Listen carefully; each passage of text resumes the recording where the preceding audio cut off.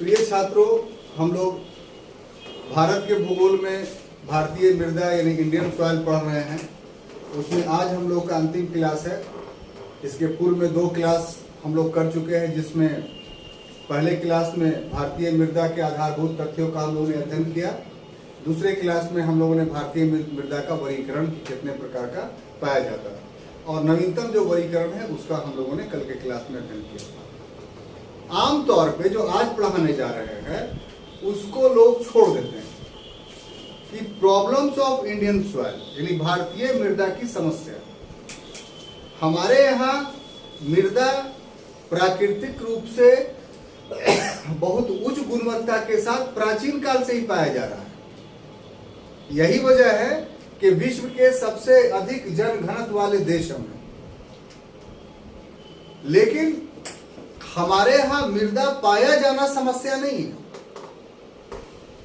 हमारे यहाँ अब मृदा के साथ जो समस्याएं उभर करके सामने आई हैं वो प्रकृति जन्य से ज्यादा मानव जन्य, और हमारी मृदा जो देश को शस्य श्यामला रखने के लिए उत्तरदायी थी, उस पर अब प्रश्न चिन्ह लगने जा रहा है। आने वाले समयों में यदि समस्या पर जो भारतीय मृदा को सामना करना पड़ रहा है अगर नहीं देखा गया तो फिर हमारी एक बहुत बड़ा क्षेत्र मृदा का उर्वर हो जाएगा, ऊसर हो जाएगा यानी अनुर्वर हो जाएगा। यानी मृदा तो रहेगा लेकिन उसमें कोई पैदावार या उत्पादन नहीं हो पाएगा। यही वजह है कि अब जितने भी एग्जामिनेशन हो रहे हैं सिविल सर्विस के, उसमें वर्गीकरण के स्थान पर मृदा की समस्याओं पर प्रश्न पूछा जा रहा है, और स्टूडेंट्स के बीच में जो परिपाटी है कि मृदा से संबंधित जो समस्याएं हैं उस पर ध्यान ही नहीं देते, पढ़ते ही नहीं।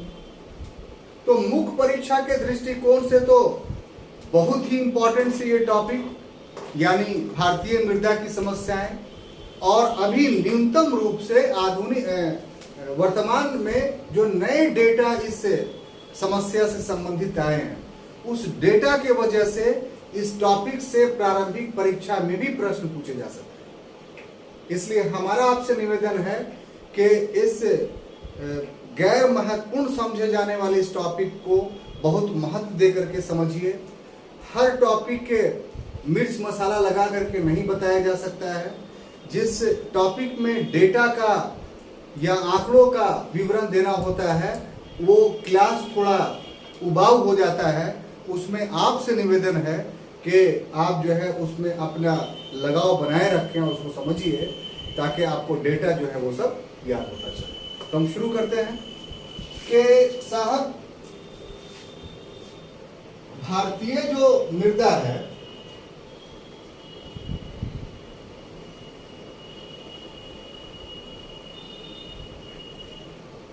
इसके सामने अनेक समस्याएं हैं।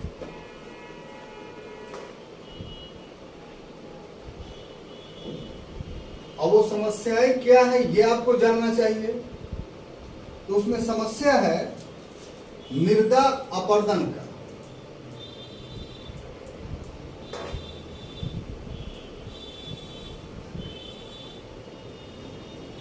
यानी सॉइल इरोजन का। वो समस्या है घटती उर्वरता का।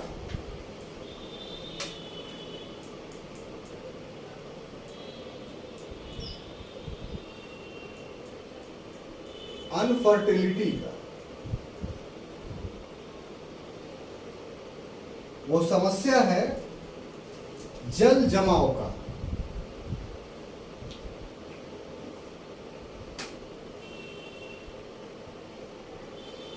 यानी वाटर लॉगिंग का।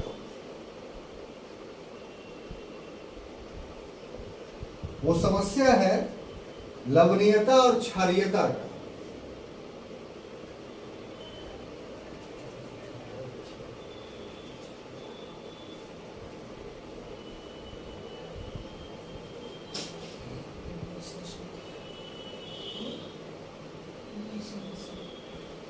यानी सैलिनिटी एंड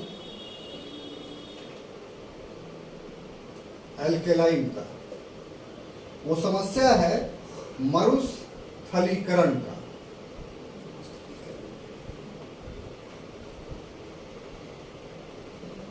यानी डेजर्टिफिकेशन का।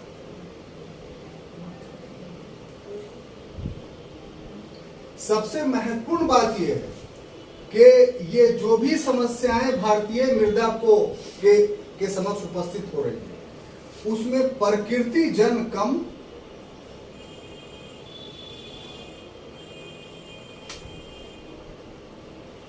और मानव जन अधिक है।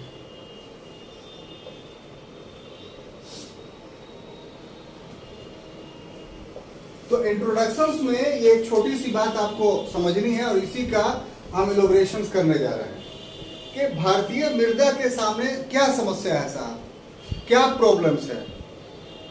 ये तो एक निर्जीव चीज में देखते हैं इसमें प्रॉब्लम हो क्या सकता है। तो गहराई से अगर देखिए आप इंडियन सॉइल पर, तो पता ये चलेगा कि इसे अब वर्तमान समय में नाना प्रकार की समस्याओं का सामना करना पड़ता है। वो समस्याएं कौन है? तो पहला मृदा अपरदन, सॉइल इरोजन का क्या है, हम आगे सबका पूरे बेहतरीन से एलोबरेशन करते हैं। दूसरा समस्या क्या है कि घटती उर्वरता का। तीसरी समस्या क्या है? जल जमाव का। चौथी समस्या क्या है? लवणीयता और क्षारीय हो जाने का। और पांचवी समस्या क्या है? मरुस्थलीकरण का। इसमें इंट्रोडक्शंस में ये बात आपको समझना है कि जितनी भी समस्याएं हैं ये प्रकृति के द्वारा भी, बाय नेचर भी ये समस्या पैदा हो रही है, लेकिन नेचर से ज्यादा जो है मानव जिम्मेदार है। यानी मनुष्यों के द्वारा ये समस्या ज्यादा उत्पन्न की जा रही है। तो यदि मानव जन ज्यादा है तो मनुष्य अगर प्रयत्न करे तो जो भूमि है उसको इस समस्या से छुटकारा दिलाया जा सकता है। और सबसे बड़ी बात यह है कि यदि हम सचेत नहीं होते हैं, जागरूक नहीं होते हैं मृदा के प्रति जो समस्याएं उत्पन्न हो रही हैं, तो फिर भविष्य में मानव जाति पर ही संकट उत्पन्न हो जाएगा। क्योंकि मानव जाति के जीवन का जो आधार खाद्यान्न है वो इसी मृदा से उत्पन्न होता है। जब खाद्यान्न ही पैदा नहीं होगा, स्कार्सिटी ऑफ फूड पैदा हो जाएगा, तो फिर जितनी सुविधाओं का आपने निर्माण किया है वो सारी सुविधाएं जो है बेकार हो जाएगी।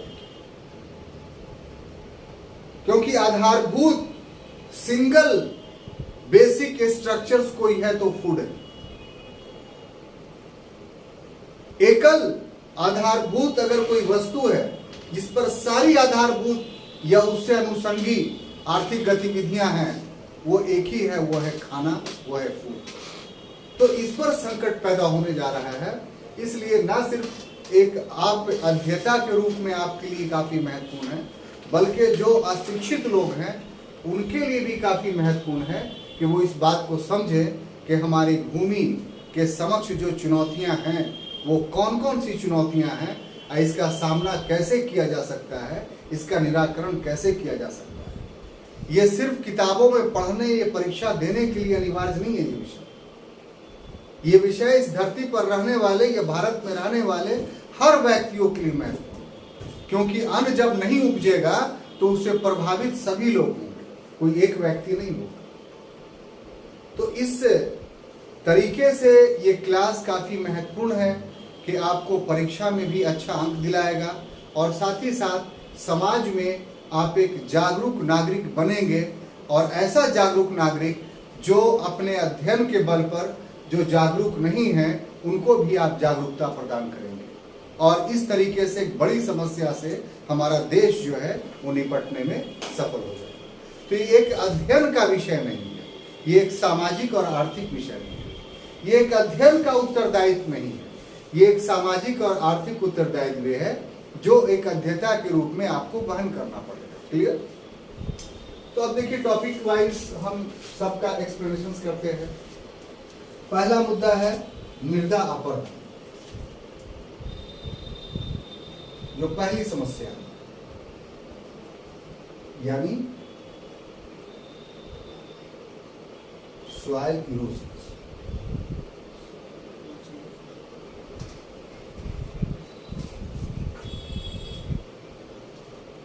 देखिए साहब, जैसे ही हम मृदा अपरदन शब्द का इस्तेमाल करते हैं तो इसका अर्थ क्या होता है?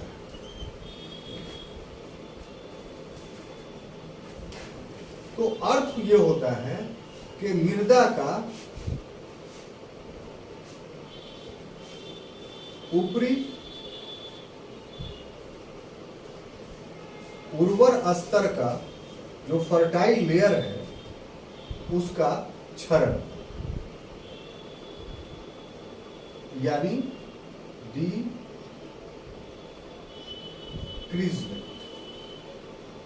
ठीक है।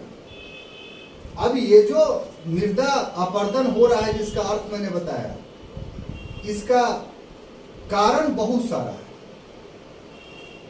ये किन कारणों से होता है मृदा अपरदन, तो उसको देखिए। तो इसके कारण जो है वो जल है, हवा है यानी वायु, समुद्री लहरें हैं,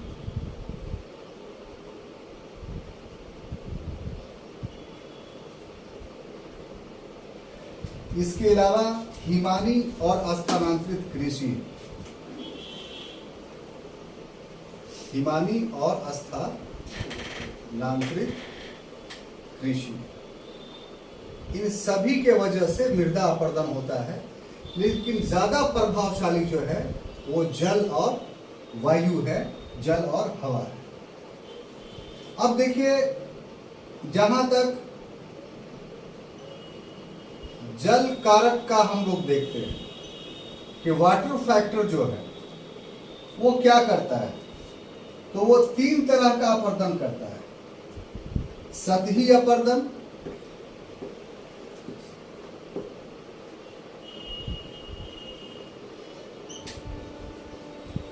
यानी सरफेस इरोजन,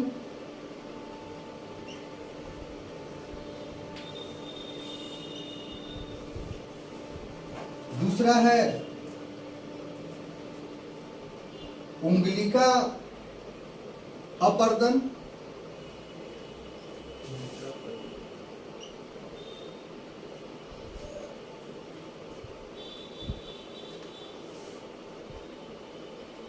यानी फिंगर शेप्ड इरोजन, और तीसरा है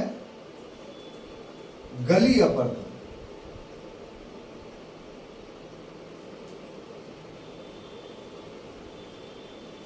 यानी गुली इरोजन।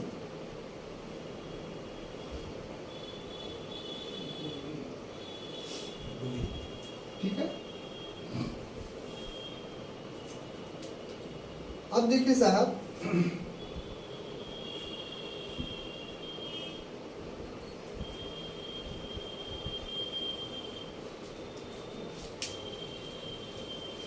इससे जो जल कारक से जो सर्वाधिक प्रभावित क्षेत्र है वो है मध्य प्रदेश।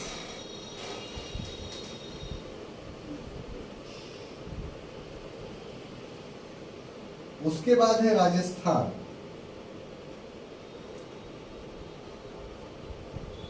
और उसके बाद है उत्तर प्रदेश।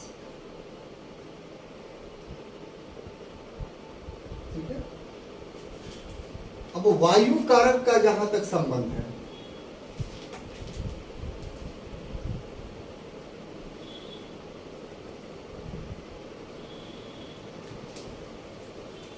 तो ये शुष्क और अर्ध शुष्क क्षेत्र में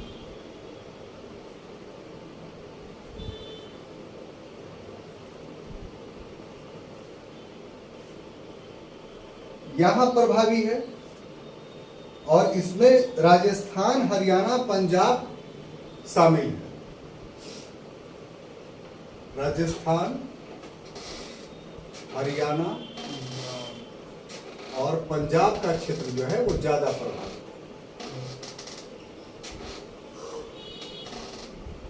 और उसके बाद जो समुद्री लहर कारक है,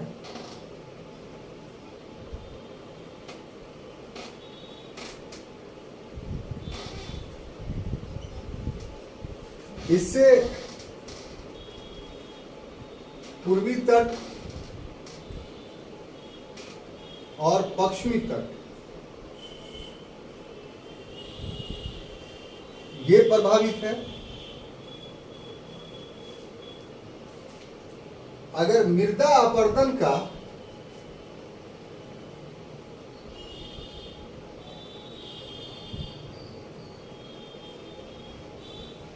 राज्यवार विवरण दिया जाए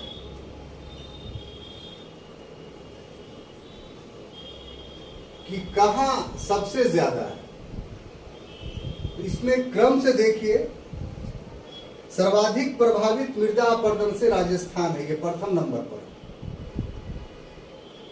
ठीक है। उसके बाद दूसरे नंबर पर मध्य प्रदेश है,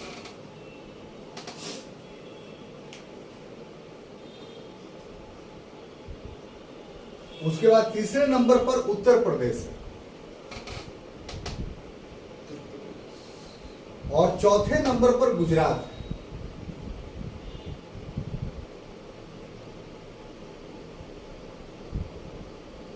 तो हम लोग समझते हैं मृदा अपरदन के बारे में कि जो पहली समस्या भारतीय मृदा या मिट्टी के समक्ष उपस्थित हो रही है वो है उसका अपरदन हो रहा, इरोजन होना। आप ये बात जानते हैं अच्छी तरीके से कि जो मृदा का ऊपरी भाग 1 या 2 सेंटीमीटर तक होता है वही उर्वर होता है, अधिक वही फर्टाइल होता है। अगर वो उड़ गया या खत्म हो गया ऊपरी लेयर, तो फिर नीचे वाले लेयर को फर्टाइल बनने के लिए एक लंबा समय लगता है। हम लोग प्रथम क्लास में सॉइल प्रोफाइल पढ़े होंगे, ये एनसीईआरटी के बुक में सॉइल प्रोफाइल दिए हुए हैं। तो सॉइल प्रोफाइल में जो मृदा का संस्तर है, लेयर है, वो 3 लेयर में A, B, C। तो C जनक जो होता है पत्थर, उसका स्तर होता है, वो कोई उपजाऊ नहीं होता है, वो पत्थर के रूप में टूटता है। वही बी लेयर जो है वो जनक लेयर, और जो ऊपरी लेयर है उसका मध्यवर्ती लेयर होता है, ये थोड़ा जो है उपजाऊ होता है। असल जो ए लेयर ऊपर वाला है वो उपजाऊ होता है। उसी से नीचे से जो है वो जल जाते हैं, खनिज जाते हैं, और ऊपर से ह्यूमस मिलता है, यानी खरपतवार, जानवरों के अवशेष, ये सब चीजें, और तब वो भूमि जो है उपजाऊ बनती है। अब ऐसे में ए लेयर अगर खत्म हो गया तो समझिए कि भूमि की उर्वरता समाप्त हो गई। तो मृदा अपरदन का यहां पर अर्थ यह हुआ कि जो ए लेयर है मृदा का ऊपरी उर्वर स्तर, इसका क्षरण हो जाए, डिक्रीजमेंट हो जाए, तो हम कहेंगे कि उस मृदा का अपरदन हो रहा है। और अगर मृदा का अपरदन हो गया तो फिर वो मृदा जो है वो उपजाऊ नहीं रहेगी, फर्टाइल नहीं रहेगी। अब ये तो अर्थ हुआ। अब इसका कारण क्या है कि आखिर मृदा अपरदित कैसे होती है? तो उसके लिए जल, बहता हुआ जल, जल का मतलब बहता हुआ जल, हवा यानी वायु। यहाँ पर हवा हम लोग गलत लिख रहे हैं, यहाँ पर एक्चुअली में वायु लिखना चाहिए, क्योंकि हवा का जो है बहता हुआ रूप की जो है क्षैतिज, हम पढ़ा चुके हैं आपको, हवा का क्षैतिज संचलन जो है वही वायु कहलाता है। तो अब तीव्र गति से वायु अगर बहेगी तो वो भी ऊपरी लेयर को हटा सकती है। प्लस समुद्री लहरें, हिमानी जो चलती हैं, हमने देखा कि ग्लेशियर चलती भी है, बड़े बड़े हिमखंड, तो वो भी ऊपरी लेयर को हटा देते हैं। स्थानांतरित कृषि जो कल्टीवेटिंग एग्रीकल्चर होता है, आपने देखा होगा, कल्टीवेटिंग एग्रीकल्चर को हमारे देश में झूम खेती के नाम से जाना जाता है। बहुत सारे वेदा और अलग अलग क्षेत्रों में इसको अलग अलग नामों से जाना जाता है। इसमें होता क्या है कि जो जनजाति लोग हैं वो लोग किसी भूमि को जला देते हैं, मैंने उस पर के पेड़ पौधे, और उस पर फिर खेती करना शुरू करते हैं, और वो जो है वो अनफर्टाइल हो गया तो फिर उसको छोड़ देते हैं, फिर दूसरी जगह जाकर करके जंगल जला करके खेती करते हैं। तो इससे 2 नुकसान होता है, एक तो भूमि को अनफर्टाइल करते हुए चले जाते हैं, और दूसरा जो है जंगल भी समाप्त हो जाता है। तो स्थानांतरित कृषि जो है वो भूमि के अपरदन का सबसे बड़ा कारक है, लेकिन सिर्फ उन्हीं क्षेत्रों में है जहां स्थानांतरित कृषि होती है, और अब भारत में बहुत जगह पर स्थानांतरित कृषि नहीं होती है। जो जनजातीय लोग हैं वो भी अस्थायी कृषक अपने जगहों पे बन चुके हैं। हमारे यहाँ जो भूमि अपरदन का जो सबसे बड़ा कारण है वो वायु है और पवन, जल है और पवन यानी वायु है। तो इसमें देखते हैं कि जल कारक क्या करता है, कैसे अपरदन करता है। तो 3 तरीके से अपरदन करता है। एक तो जल बह रहा है तो उस भूमि के सभी ऊपरी क्षेत्रों के सभी उर्वर मिट्टी को बहा कर करके लेके जा रहा है। तो इससे क्या होता है कि जहां पर उसने ऊपरी लेयर को खत्म किया तो सभी का सभी एक समतल रूप से भूमि अनुर्वर हो जाती है या मिट्टी का जो है अपरदन हो जाता है। तो समान रूप से सभी जगहों पे जब मिट्टी का अपरदन होगा तो उसको हम सतही अपरदन या सरफेस इरोजन के नाम से जानते हैं। ठीक है, लेकिन बहुत जगहों पे ऐसा होता है कि मिट्टी के संरचना के आधार पर वो ऊपर वाले हर लेयर को जो है वो नहीं इरोज करती है, नहीं अपरदित करती है, बल्कि उंगली के नुमा गड्ढा कर करके वो अपरदित करती है। तो वो जो है फिंगर टाइप का जो है अपरदन होता है। तो जो फिंगर टाइप का जहां अपरदन होता है उसी को हम लोग अंगुलिका अपरदन या फिंगर शेप्ड इरोजन के नाम से जानते हैं। ये फिंगर शेप्ड इरोजन अगर बहुत ज्यादा बढ़ गया, यानी फिंगर जो आपस में है वो बीच बीच का उभरा हुआ भाग भी इरोज कर गया, खत्म हो गया, तो फिर वो नाली बन जाती है और वृहत रूप ले लेती है। उसको गुली अपरदन या गुली इरोजन के नाम से जानते हैं। तो जो बलुई क्षेत्र है वहां ये चीज ज्यादा होता है, या पूरी तरीके से जहां पेड़ पौधे का अस्तित्व नहीं है वहां ये इरोजन ज्यादा होता है। तो इससे जो है चंबल जैसे घाटियां हैं वहां जो अपरदन आप देखते हैं वो क्या है, गुली अपरदन। तो इससे सबसे ज्यादा जो प्रभावित है गुली अपरदन से, ये जल कारक से, जो वो मध्य प्रदेश, राजस्थान और उत्तर प्रदेश। इसके अलावा वायु के द्वारा कहाँ अपरदन होगा, तो जो शुष्क और अर्ध शुष्क क्षेत्र होगा। तो शुष्क और अर्ध शुष्क क्षेत्र हमारा कहाँ है, तो पश्चिमी भारत में है, यानी गुजरात, राजस्थान, पश्चिमी उत्तर प्रदेश, ये सब का इलाका है। तो यहाँ हवाएं जो तेज गति से चलती हैं तो उस कारण से जो है वो वहां की मिट्टियां जो है उड़नी शुरू होती है। इस ढंग से इरोजन होता है। उसके बाद समुद्री लहर भी इरोज करती है। तो वो कहां करेगी, तो तटीय क्षेत्र में। तो पश्चिमी घाट और पूर्वी घाट का जो इलाका है वहां समुद्री लहरों के द्वारा इरोजन होता है।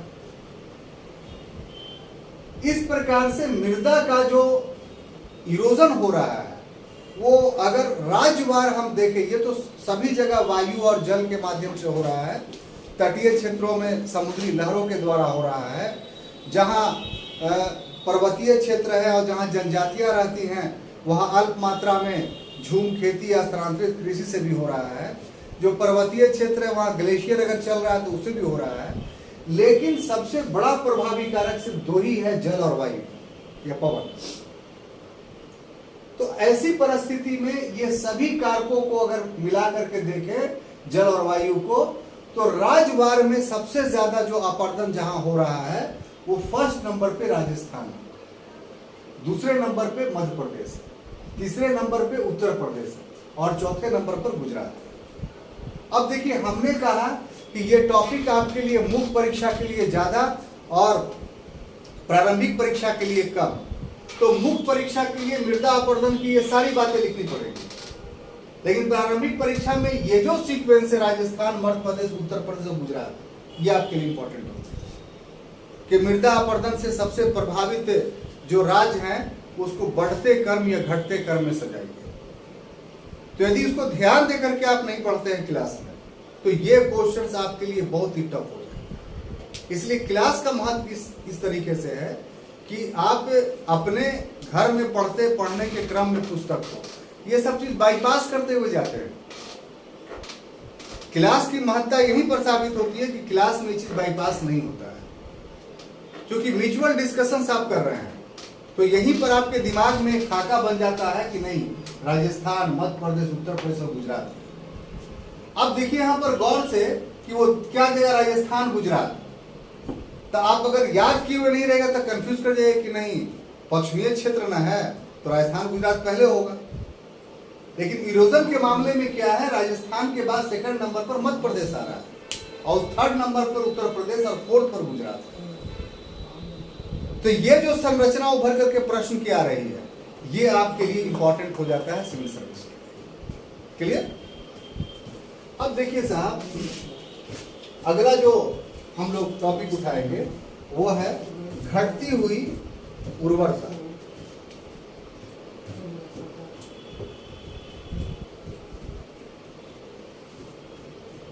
घटती हुई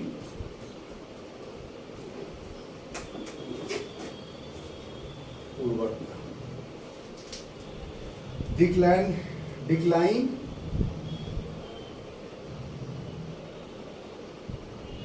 सॉइल फर्टिलिटी।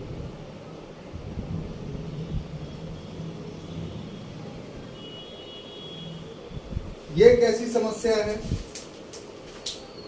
तो ये जो समस्या है कि भूमि का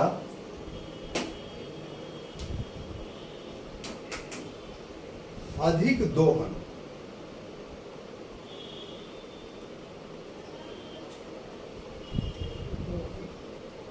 अवैज्ञानिक खेती और रासायनिक उर्वरक,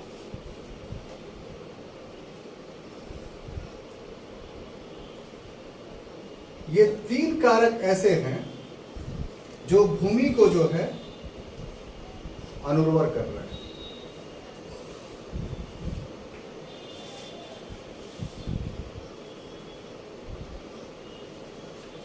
और इससे सर्वाधिक प्रभावित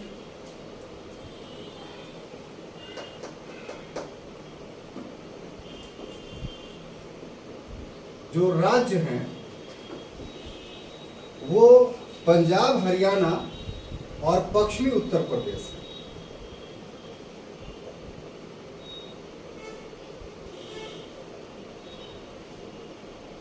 और पश्चिमी उत्तर प्रदेश। देखिए ये भी समझने वाली बात है, इसमें डेटा बाद में देंगे हम, वो काफी महत्वपूर्ण होगा कि घटती हुई उर्वरता कैसे समस्या है या किसी भूमि की उर्वरता जो है कैसे घटती है। तो हमने तीन कारण रखे हैं कि अधिक दोहन। अधिक दोहन का मतलब हुआ कि उस भूमि से सीमा से अधिक उत्पादन करना। तो किसी भूमि से सीमा से अधिक उत्पादन करने का अर्थ क्या हुआ कि दो पक्ष हैं। पहला पक्ष तो यह है कि प्रति वर्ष उसमें फसल पैदा करना, उसको किसी एक वर्ष भी आराम नहीं देना।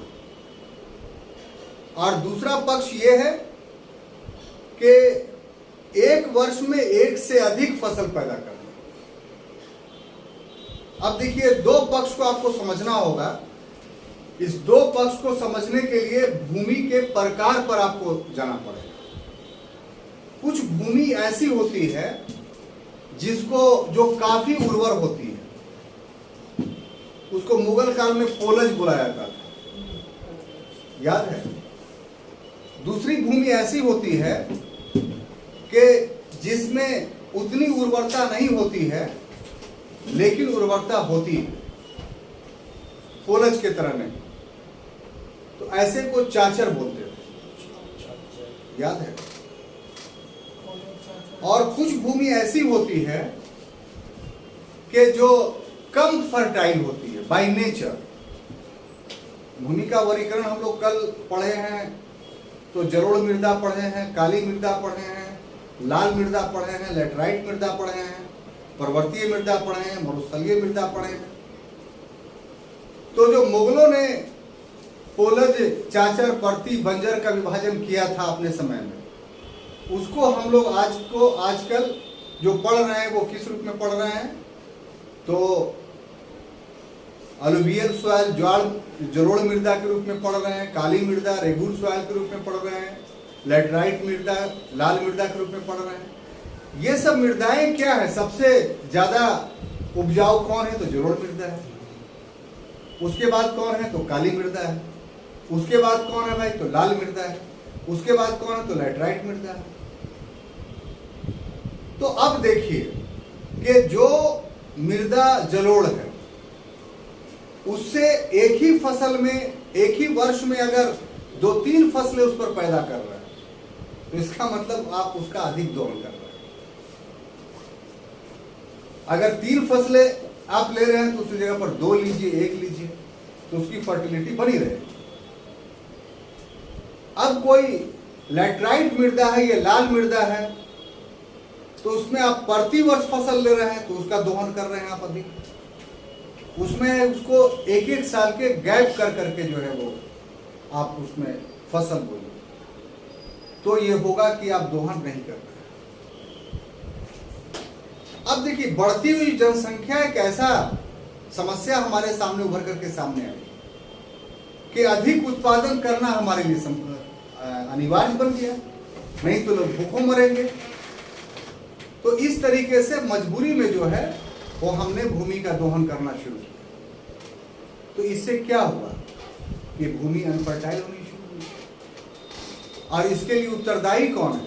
तो क्या प्रकृति उत्तरदायी है? पूरा का पूरा मनुष्य उत्तरदायी है इसके लिए। समझ में आई है?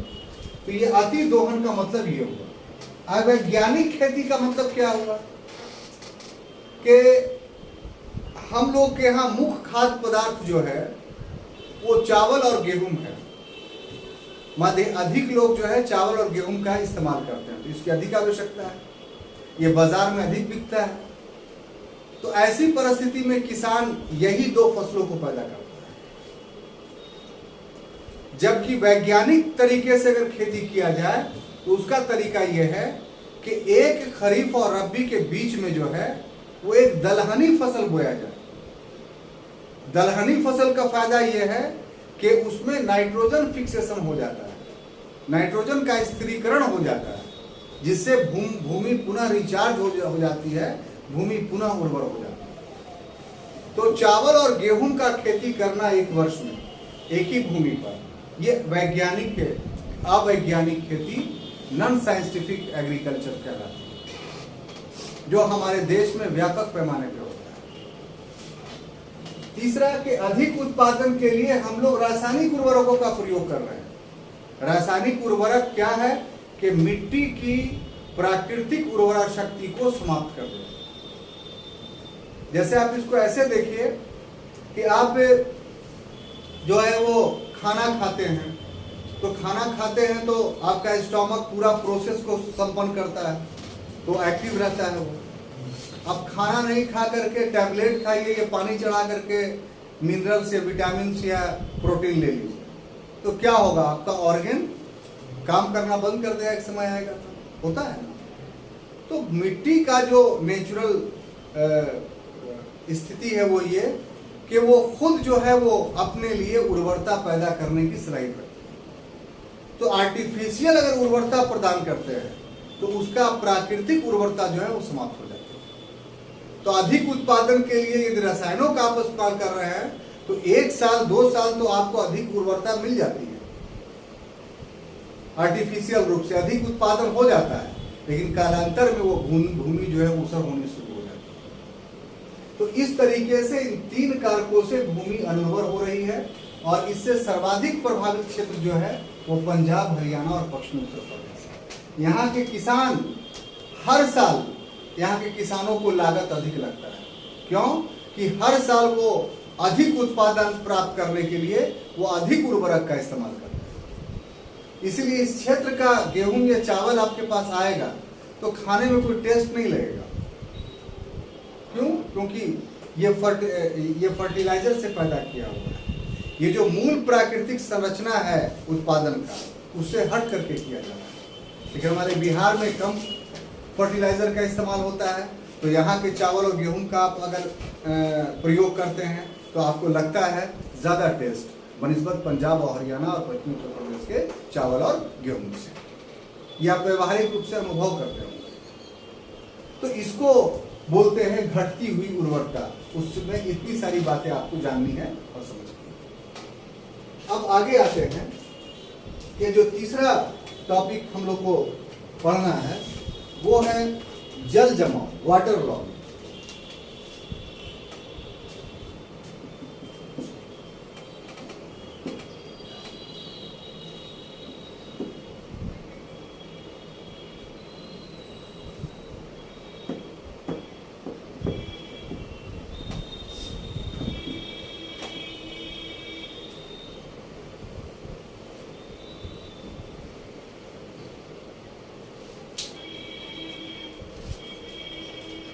देखिए साहब,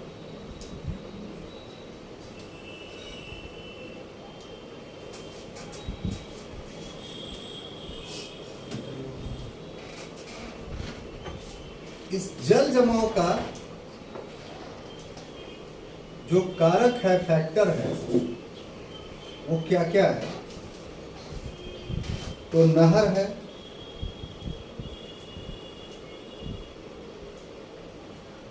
फार्म जल है,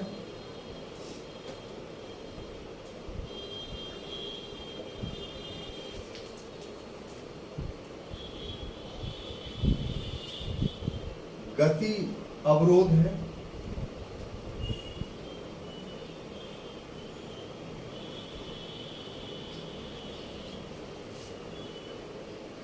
डेल्टा है, चक्रवात।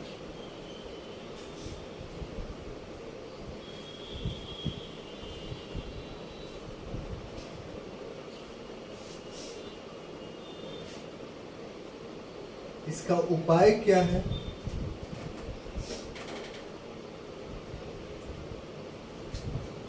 तो नहरों का स्तरण,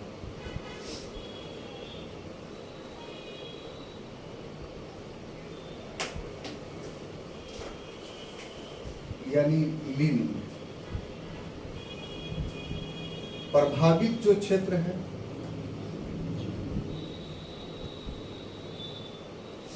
राजस्थान है, पंजाब है,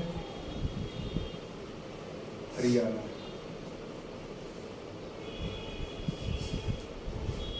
देखिए, जल जमाव या वाटर लॉगिंग भी एक समस्या है हमारी मृदा के लिए, यानी उससे जल जमाव के वजह से हम उसका उत्पादन नहीं कर सकते। कैसे नहीं कर सकते वो समझिए कि जल जमाव का आप आमतौर पे जो अर्थ लेते हैं वो क्या, कि भूमि के ऊपर जल का बहुत दिनों तक जमे रहना, उसके अंदर प्रवेश नहीं करना, ऊपर ही में जमे रहना। तो अगर सामान्य रूप से आप देखिए तो ऊपर में जल जमा हुआ तब बोलेगा अच्छा है, भूमि को जल मिल रहा है। लेकिन नहीं, वैज्ञानिक ढंग से भूमि के ऊपर बहुत ज्यादा दिनों तक जल जमा रहने से समस्या क्या होती है, उस समस्या को आप समझिए। समस्या ये होती है कि आप प्रथम क्लास में आपने पढ़ा होगा कि मृदा वायु यानी सॉइल एयर। तो सॉइल एयर, मृदा वायु, मृदा को फर्टाइल करने का सबसे बड़ा आधार है। तो मृदा वायु में होता क्या है कि मृदा के पास भी ऑक्सीजन होता है, पढ़ाए हम आपको, और उस ऑक्सीजन से का ऑक्सीकरण होता है मृदा में पाए जाने वाले कुछ पदार्थों से ही। और जब ऑक्सीकरण ऑक्सीजन का होता है तो नाइट्रोजन में परिवर्तन कर जाता है वो, और जिससे मृदा की उर्वरता जो है वो बढ़ जाती है। ये मृदा में ऑक्सीजन की उपस्थिति का फल है या सुफल है। अब जैसे ही उसके ऊपर जल जमा रहता है मृदा के ऊपर, तो मृदा में ऑक्सीकरण यानी ऑक्सीडेशन की प्रक्रिया रुक जाती है, यह समाप्त हो जाती है। अब परिणाम क्या होता है कि ऑक्सीकरण या ऑक्सीडेशन की प्रक्रिया समाप्त होती है, तो फिर नाइट्रोजन नहीं बनता है, कार्बन डाइऑक्साइड बन जाता है। और कार्बन डाइऑक्साइड मृदा के जीवन के लिए जहर है, मृदा के जीवन को समाप्त कर देता है। तो वाटर लॉगिंग से इस प्रकार से मृदा अनुर्वर होती है। जहां पर वाटर लॉगिंग है वहां पर की मृदा क्या हो जाएगी? अनुर्वर, अनफर्टाइल। क्लियर? अब देखिए कि वाटर लॉगिंग, आपके मस्तिष्क में फिर एक गलत धारणा होगी कि पानी बरसता है तो जम जाता है, उसको हम लोग बोलते हैं। नहीं, सबसे बड़ा रिसोर्स जो है वो नहर है। नहर यदि पक्का बना हुआ है तब तो कोई बात नहीं है, लेकिन नहर यदि कच्चा है तो नहर में जो पानी बह रहा है तो रिस रिस कर करके उसके नहर का जो तटवर्ती क्षेत्र है उसमें वाटर लॉगिंग की समस्या पैदा कर दे रहा है। उससे जुड़ा हुआ, जो नहर से जुड़ा हुआ जितना लंबवत रूप से भूमि है, वो अंदर अंदर सब में पानी भरा हुआ है। तो जो पानी सालों भर भरा हुआ है, तो उससे क्या हुआ? उससे वो वहां पर की मृदा जो है अनफर्टाइल हो गई। क्यों? क्योंकि ऑक्सीडेशन वहां नहीं हो रहा है। तो वाटर लॉगिंग का मतलब सिर्फ सतह के ऊपर जल जमा हुआ यही नहीं है। इसके अलावा क्या भाई? तो फार्म जल, बहुत सारे लोग फार्म हाउस बनाते हैं, उसमें जल भर के रहते हैं मछली के लिए, इसके लिए। तो देखने में बड़ा अच्छा लग रहा है, लेकिन क्या है, वो अंदर अंदर मृदा को जो है वो वाटर लॉगिंग का शिकार बना रहा है। इसी प्रकार से जो जल का बहाव के लिए रास्ता बना हुआ है, वर्षा के जल का या किसी भी जल का, और उसके बहाव में गति का अवरोध आ जाता है, किसी कारण से रुक जाता है, तो वो जो रुक जाएगा उस गति अवरोध से भी जो है वो उसके चारों ओर की मृदाएं जो है अनुर्वर हो जाएगी। डेल्टाई क्षेत्र में जो है वो हमेशा पानी जमा रहता है, तो वहां की भूमि जो है वाटर लॉगिंग का हमेशा शिकार रहती है। इतना कि आगे चल के डेल्टाई क्षेत्र पे दलदल का निर्माण हो जाता है। तो आप अच्छे से जानते हैं कि दलदल में कोई चीज पैदा नहीं होता है। कोई चीज डालिएगा क्या हो जाएगा? डूब जाएगा धीरे धीरे अंदर, है ना। चक्रवात साइक्लोन आता है तो बहुत बड़े मात्रा में जो है वो पानी लेकर के अपने साथ आता है तो कुछ ही घंटों या कुछ ही दिन के लिए, लेकिन जल राशि इतना उड़ेल करके चल जाता है कि वो वाटर लॉगिंग का वो इलाका शिकार हो जाता है। तो ये सब कारक हैं, फैक्टर हैं, जिसके वजह से जो है वो वाटर लॉगिंग होता है। लेकिन सारे फैक्टरों में अगर गौर से आप देखिए तो नहर सबसे बड़ा फैक्टर। राजस्थान में जो इंदिरा गांधी नहर बनाया गया, जो वरदान माना गया राजस्थान का, तो जिस समय बना था उस समय तो वरदान वास्तव में था, आज वो कुछ क्षेत्रों में अभिशाप बन रहा है। क्यों? क्योंकि तटवर्ती क्षेत्र वाटर लॉगिंग के शिकार है। तब इसका उपाय क्या है? उपाय ये है कि नहरों का अस्तरण किया जाए, लाइनिंग किया जाए। नहरों का अस्थिकरण या लाइनिंग का टर्मिनोलॉजी है। हम पक्कीकरण भी लिख सकते थे, लेकिन हमने पक्कीकरण शब्द का इस्तेमाल नहीं किया, आप तुरंत समझ जाइए। अस्तरण का इसलिए कि यही वर्ड वहां इस्तेमाल कर देगा ऑब्जेक्टिव क्वेश्चंस में। तो क्या कीजिएगा कि आप अस्तरण या लाइनिंग से क्या समझते हैं? तो एक ऑप्शन दे दे कि लाइन खींचने को बोलते हैं। आप बोलेगा शब्द समानार्थक इसी को मान, नहीं। जो कच्ची भूमियां हैं जिससे पानी गुजर रहा है उसको पक्के करने को अस्तरण बोलते हैं, ये लाइनिंग बोलते हैं। सबसे प्रभावित क्षेत्र इसमें भी राजस्थान, पंजाब और हरियाणा। क्लियर? अब आइए अगला जो टॉपिक हम लोग को ये है, चौथा, लवणीयता एवं क्षारीयता।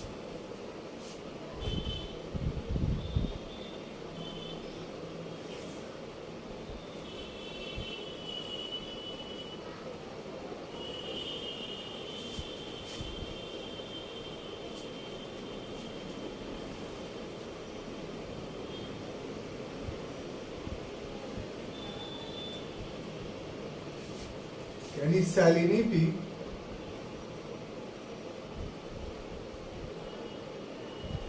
एंड अल्कैलिनिटी।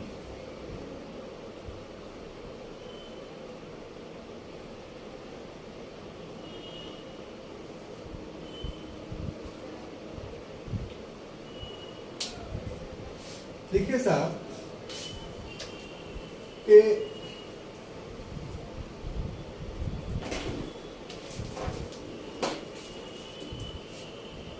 जो कम वर्षा वाले क्षेत्र होते हैं,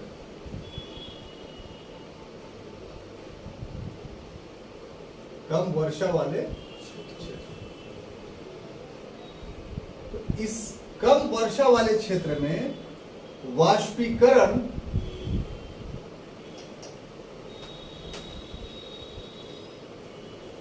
की दर जो है अधिक होती है, यानी अधिक एवोपरेशंस होता है, ठीक है ना। अब अधिक एवोपरेशंस होता है तो क्या होता है कि इसके कारण, इस अधिक एवोपरेशंस के कारण केशिका क्रिया होती है, या केशिकात्व कह लीजिए इसको। केशिकात्व का इंग्लिश होता है कैपिलरी एक्शन।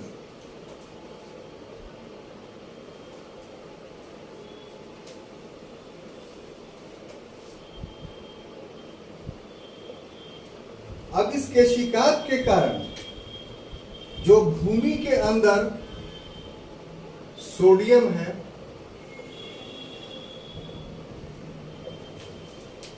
कैल्शियम है,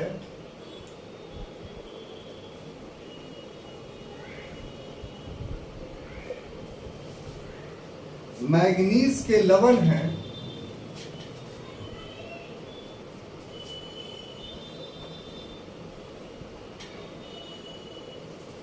ये सभी के सभी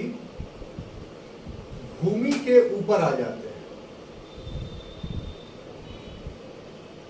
और भूमि को सफेद कर देते हैं, उजला उजला दिखाई पड़ता है।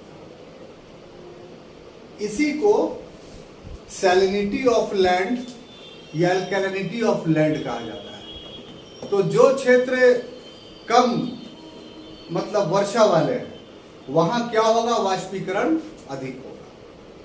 वाष्पीकरण यदि अधिक होगा तो क्या होगा कि एक एक्शन पैदा हो जाएगा भूमि में, जिसको केशिकात बोलते हैं, कैपिलरी एक्शन बोलते हैं, और वो भूमि के अंदर का जो ये सब तत्व है, सोडियम, कैल्शियम, मैग्नीशियम का लवण, ये भूमि के ऊपर ला करके बिछा देता है, जिससे भूमि सफेद हो जाती है, उजली हो जाती है।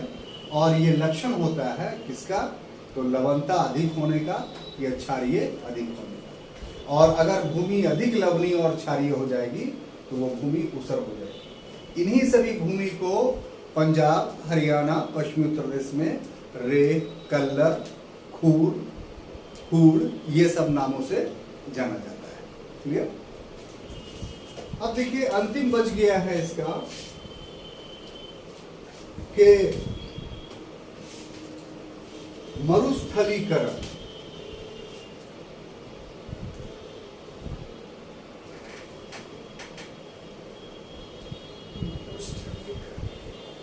डेजर्टिफिकेशन,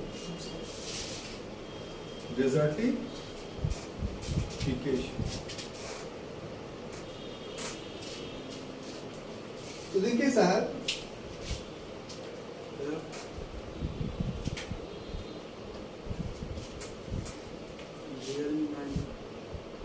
कि मरुस्थलीय क्षेत्र जो होता है उससे जुड़ा हुआ भाग, जैसे थार मरुस्थल है, तो थार मरुस्थल कहां है, तो राजस्थान में। तो जहां पर है वो, उसके पूरब की ओर, पश्चिम की ओर तो पाकिस्तान है, पाकिस्तान में भी थार मरुस्थल है, और उसके उत्तर की ओर यदि पेड़ पौधा नहीं लगा हो, और पेड़ पौधा भी कौन, चौड़े पत्ती वाला, तो वो अपने से संलग्न उर्वर भूमि को भी मरुस्थल कर देता है। तो इस ढंग से मरुस्थलीकरण की प्रक्रिया जो है शुरू हो जाती है। यानी मरुस्थल का ये विशेषता है कि अपने आप को ग्रेजुअली ग्रो करता है, अगर उसका आप नहीं रोकेंगे। तो मरुस्थली विकास के लिए 1985 ईस्वी में भारत सरकार ने योजना बनाई और उधर पेड़ पौधे लगाए और बड़े बड़े पत्तियों वाले पेड़ पौधे लगाए, तो वो मरुस्थलीकरण जो है वो रुका है।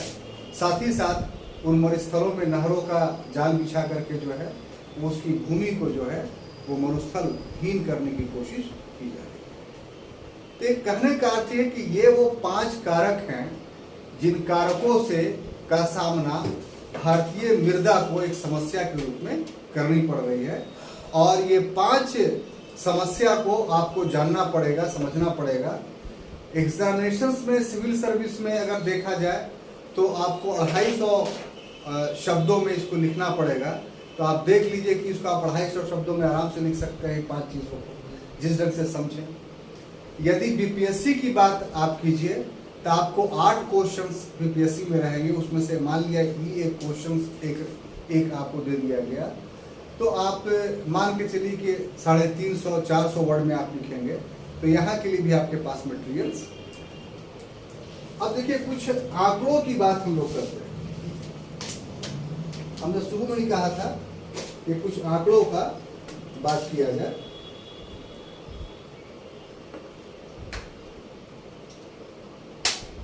ये ऑब्जेक्टिव के हिसाब से काफी महत्वपूर्ण है। आंकड़ा आपको हम क्या देना चाहते हैं वो ये कि साहब,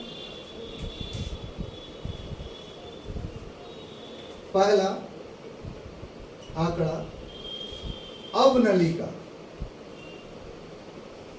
अवनलिका समझ गए ना? गुली, ये वाला गुली इरोजन। इस पर आपको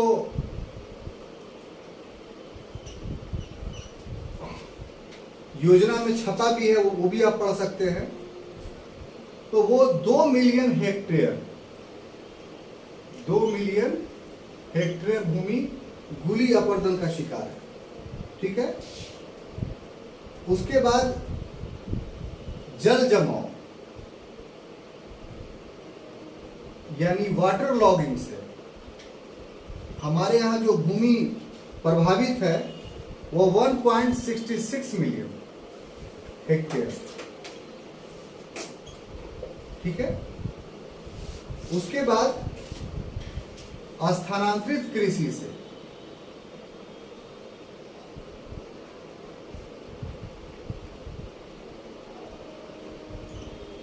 हमारे यहाँ जो भूमि प्रभावित है वो 3.5 मिलियन हेक्टेयर।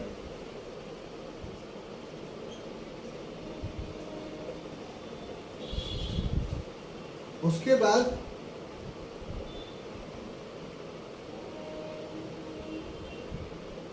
निम्नीकृत मृदा। अब निम्नीकृत में सब कुछ आ गया, मरुस्थलीकरण भी आ जाएगा, जलवायु सब आ जाएगा। तो इसके माध्यम से जो है वो हमारे यहाँ 19 मिलियन हेक्टेयर प्रभावित है। अगर बंजर भूमि हम लोग देखें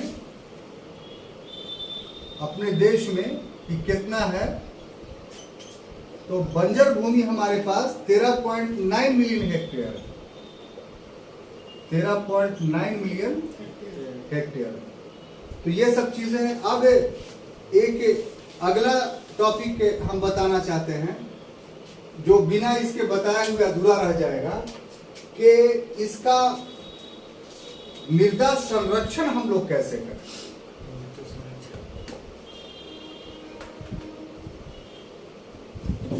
अगर इसको आप नहीं लिखिएगा तो मार्क्स कट जाएगा। यानी सॉइल कंजर्वेशन यानी मृदा की सुरक्षा, ये हम कैसे करें। तो इसमें भी बहुत सारे पॉइंट हैं जो आपको समझना होगा। उसमें सबसे पहला है वृक्षारोपण,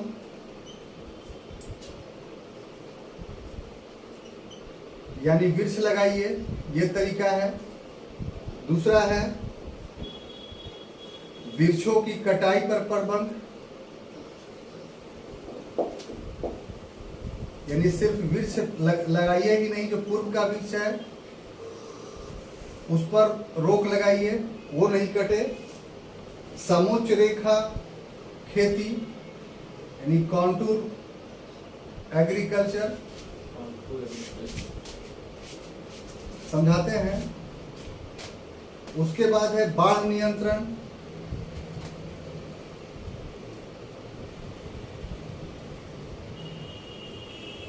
उसके बाद है स्थानांतरित कृषि पर रोक,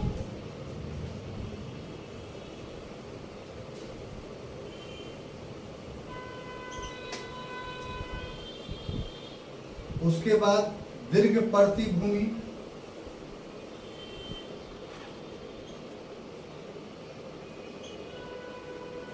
तो ये सब कुछ उपाय हैं जिनके माध्यम से जो है वो आप भूमि को कंजर्व कर सकते हैं, सुरक्षित कर सकते हैं।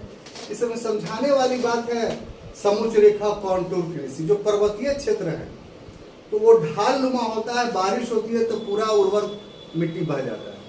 तो उसमें होता है कि जगह जगह पर जहां पर खेती हो रही है तो उसमें जिस लाइन में पर्वत है उसी के अनुरूप जो है वो पतली पतली नलिका बना करके रखना, ताकि जो बारिश का पानी आए तो मृदा उसी नलिका में जम जाए और आप का मिट्टी जो है वो नहीं बढ़े। तो इसी को जो है कंटूर कृषि के नाम से हम लोग जानते हैं। और बाकी सब जितना है स्थानांतरित दीर्घ परती भूमि, यानी कोई जमीन है तो उस पर हर साल मत कीजिए, भूमि की उर्वरता के हिसाब से आप उसको किसी समय पड़ती छोड़िए। जो जलोढ़ है उसमें आप एक ही फसल साल में लीजिए। जो मान लिया जाए लैटराइट है, ये लाल मृदा है, उसमें एक एक साल के 2-2 साल गैप करके फसल रोपिए, तो उससे भूमि की उर्वरता जो है वो बढ़ती है। तो हम समझते हैं कि जो भूमि से संबंधित जितनी समस्याएं थी उसको आप समझ चुके हैं, उसका उपाय भी समझ चुके हैं। धन्यवाद।